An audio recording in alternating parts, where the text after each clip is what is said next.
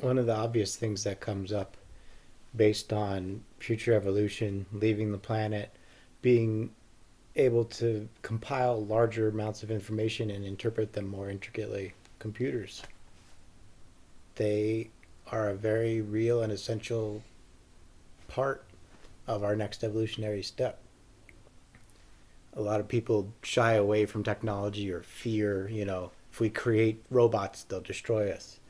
I don't really have that fear at all. First thing humans did when they found a god, they killed it. It happens in cultures all across the planet. If we have the chance to become the next god and create the robot life, and the robots achieve a sentience enough that they destroy us, that only fortifies the fact that we've been able to pass down our human inheritance to the robots, because they'll have just done what we have been doing for thousands of years. So for any situation of what comes out of our computing technology, worst case scenario being they destroy us, that is only a good thing, because it means we've passed our lineage on to the next life form. Something that had the potency and prowess to survive the death thrust of humans on a and suicidal something that path. is going to be much more successful at leaving the planet and exploring the galaxy than us, because it doesn't need oxygen. It needs a very little amount of energy. It doesn't need much heat at all.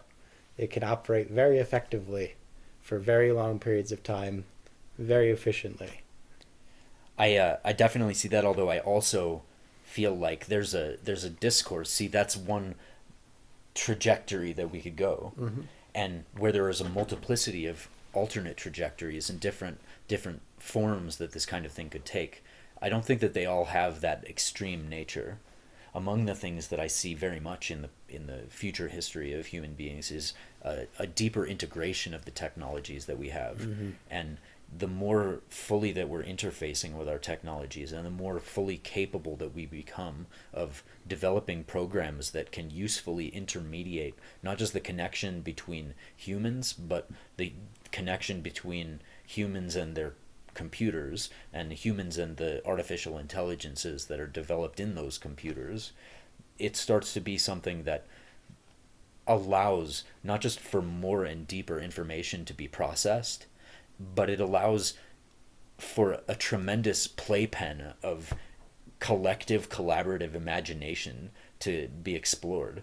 I mean, one of my deepest dreams, something that I feel like I want to go in depth on this at some point on this podcast, but I've had this vision of basically where you get neural dust. It was demonstrated, I believe, by an MIT or Caltech professor, that there physiologically is space in our brain to be able to take little tiny nanobots that you could basically diffuse through your brain that would be able to interact with neurons. And you can click right here if you want to check out that article. Those so where that neural dust is penetrating through our brain, it's a direct interface with the computers that we have. It becomes a possibility of brain scanning ourselves with an incredible amount of depth, far beyond anything that an MRI or fMRI or whatever it is we're using now is ever going to be able to do.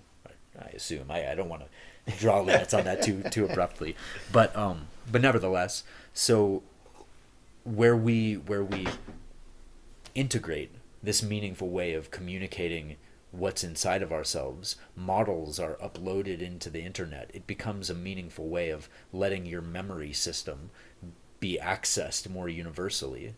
What if you didn't have to rove through the internet for hours at a time pouring through articles to find the information that you needed?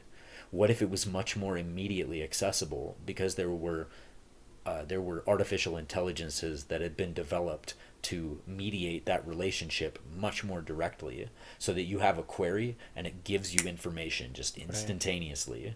And we were talking about that last week, how the hunt for food drove us to the point where we cultivated so effectively that we don't have to worry about food anymore. So now we're hunting for information. So it seems like you're raising the question, once we cultivate information well enough, what's the next hunt? And that's really exciting to think about, because that could be anything.